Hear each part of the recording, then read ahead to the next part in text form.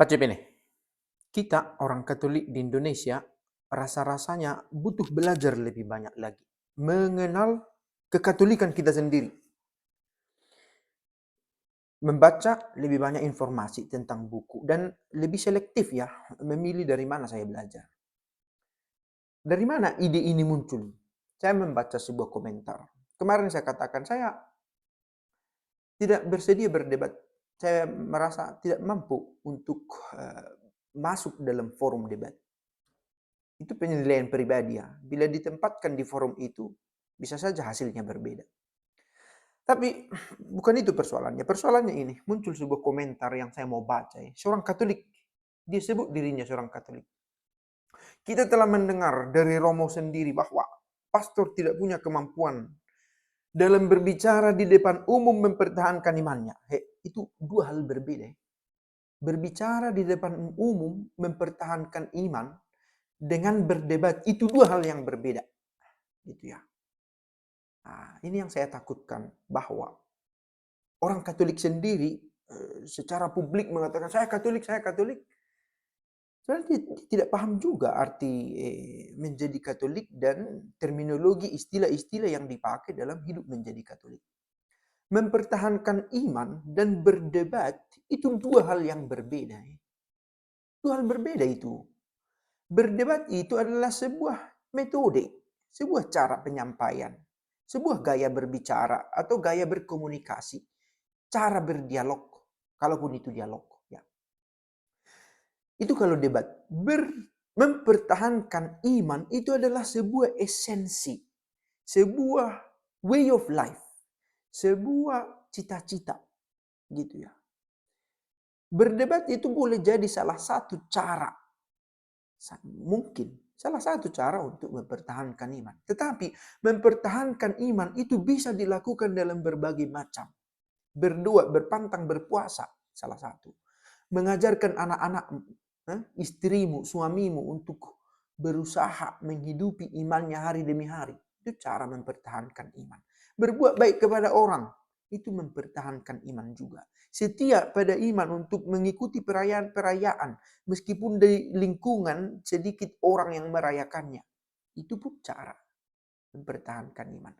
Nah, jangan sampai kita mengkerdilkan arti menjadi Katolik karena kita memakai cara berpikir orang untuk memaknai iman, gitu ya.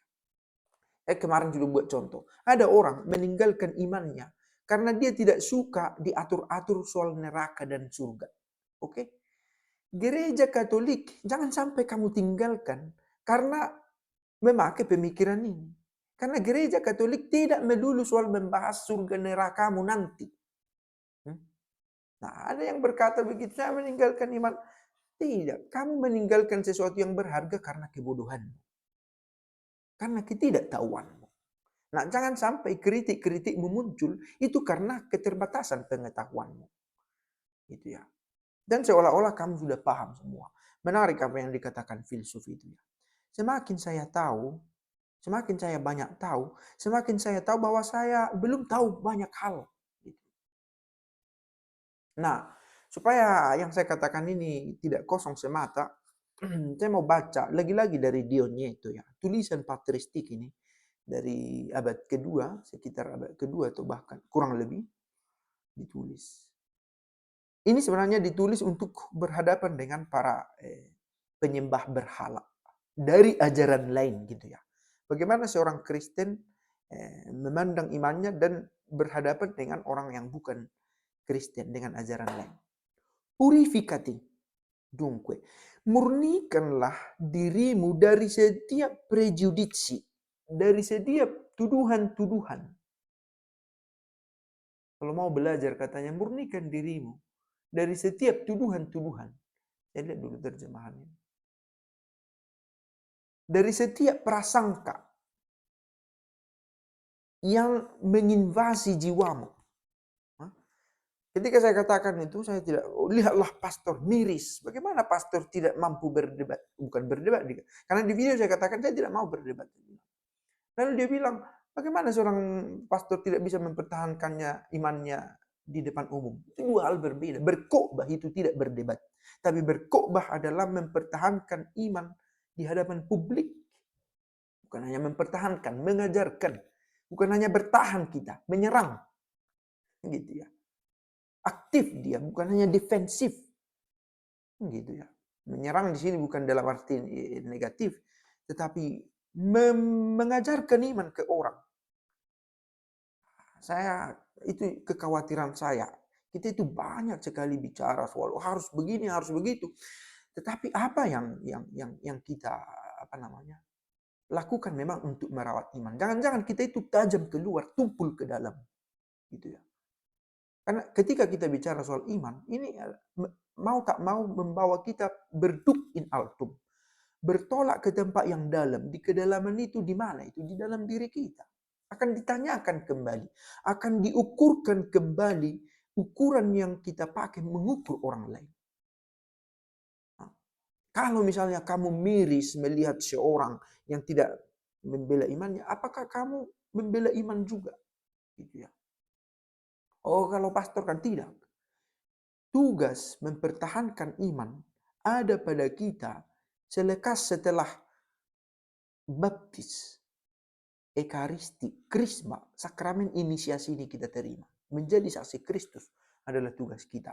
Tetapi kalau ada pengajaran macam ini, jangan membebalkan diri dengan, oh saya sudah tahu, Katolik itu harus begini, harus seperti apalah, berdebat atau apa. Itu kalau referensi beriman Katolikmu dari media sosial semata, gitu ya. Murnikan dulu dirimu dari prasangka-prasangka, prejudisi, penilaian-penilaian, supaya apa yang orang lain sampaikan tentang iman bisa kita pelajari. Agar jangan kita tertutup gitu, dari pemahaman-pemahaman yang baru. Jadilah seperti manusia baru, sebagaimana adanya sejak awal mula. Sebagaimana layaknya bagi seorang yang hendak mendengarkan suatu ajaran. Nah, yang memberi komentar ini, saya lihat datanya, dia sudah 4 tahun berlangganan di channel begitu ya. Dan ada 1.800 video. Ada yang bermutu, ada yang kurang bermutu yang saya buat. Tapi saya juga akhirnya merasa gagal. Jangan-jangan tidak efektif atau saya atau metode penyampaian ini untuk mendalami iman di zaman sekarang ini di media sosial. Nah, ini menjadi pertanyaan reflektif juga ya. Berdaya gunakah belajar iman di media sosial ini? Adakah buahnya atau hanya sekedar melampiaskan rasa ingin tahu yang kemudian selekas hilang begitu saja? Itu dia. Nah, saya tidak tahu apakah saya sudah cukup menggarisbawahi apa yang mau saya sampaikan. Mempertahankan iman hendaknya dimaknai secara holistik, menyeluruh. Kalau referensi beriman kita hanya dari media sosial, terlalu asik mendengarkan debat-debat, maka tidak heran kalau kita berpikir, oh membela iman di hadapan publik, ya sanggup berdebat, sanggup menunjukkan kesalahan-kesalahan orang. Saya pikir tidak. Gitu ya. Karena banyak perdebatan muncul bukan melulu karena substansinya. Ada juga karena ego si pembicara. Tajamlah tentang ini ya, tajam. Jangan menjadi gampang pengikut begitu saja tanpa daya kritis. Nah, itu dia. Dikatakan di sini. Pertimbangkanlah tidak hanya dengan mata, tetapi dengan akal budi. Tajamlah. Berdaya kritislah. Begitu kata surat dari kepada Dion Nieto ini. Semoga semakin didorong kita untuk mendalami iman lebih. Lagi-lagi video ini hanya sebuah animasi. Pada akhirnya kita akan diminta untuk mencari, belajar lagi. Syukur kita sampai pada zaman ini banyak buku bagus bisa kita dapat ya. Buku bagus, buku apa tulisan para bapak gereja. Carilah itu. Komentar-komentar. Siapa komentator kitab suci di gereja Katolik yang unggul? Itu dulu pertanyaan. Ada nama, apa bukunya? Baca. Ada semua di media sosial. Kalau butuh bimbingan, bisa dibuat di komentar. Kalau kita ada mau diskusikan sesuatu. Supaya jangan sampai kebebalan menjadi penghambat bagi kita untuk mempelajari iman lebih dalam. Saya pikir proses belajar kita akan terus berlangsung. Inilah namanya ongoing formation-nya. Setelah dibaptis, apakah masih perlu belajar iman? Masih. Banyak hal. Seperti tadi, semakin aku belajar, semakin aku banyak tahu, semakin aku tahu bahwa banyak yang belum aku tahu. Gitu ya. Termasuk soal menggereja ini. Apakah saya sudah sungguh mengenal iman kekatolikanku, gerejaku? Cari tahu lagi. Banyak kekayaan gereja ini. Saya sendiri berangkat dari kampungku, dari negaraku, pergi ke negara orang, ke kampung orang, melihat, wah, luas sekali. Seluas, begitulah keindahan dan yang bisa ditemukan dalam beriman itu, dari keberagamannya, dari dinamikanya, berubah apanya, perbedaan-perbedaannya yang dihidupi ya, oleh umat. Itu dia ya. Semoga kalaupun belum begitu bagus dilakukan, tetapi mari berjuang lagi untuk berusaha. Bukan hanya mempertahankan iman, tetapi memperjuangkannya, memperkenalkannya ke orang-orang. Itulah soal menjadi Katolik.